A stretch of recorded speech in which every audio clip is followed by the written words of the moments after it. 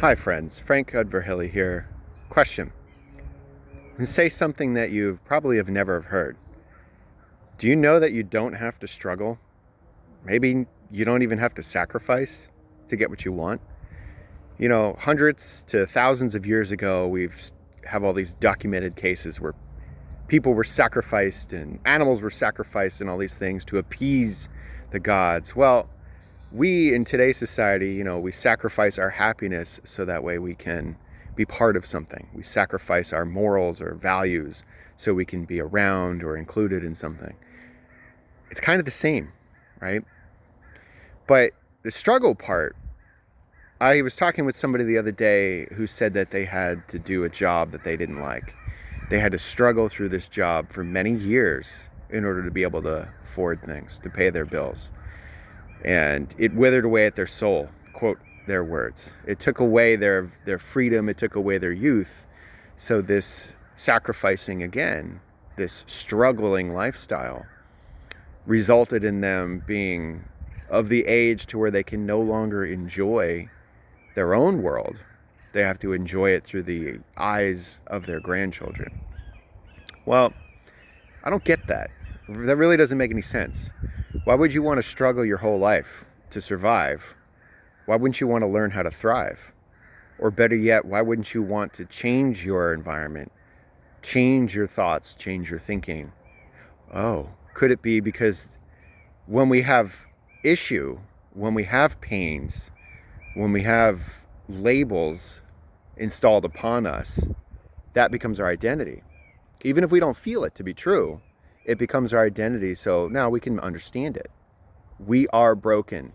We are not good enough. We are unable. So we call out, we act out, we throw a tantrum or a fit or something to get attention, and people come running to our aid.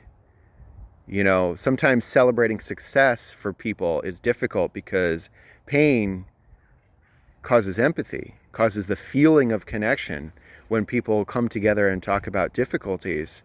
But if you're around people who celebrate success, that doesn't happen. If you're around people who come to your aid, which, a mother's aid, a father's aid, those things that we learned as a child when we start crying or kicking and screaming because we have a poopy diaper or we're hungry or thirsty or need attention, we act out and we get results. We get rewarded for those acting outs.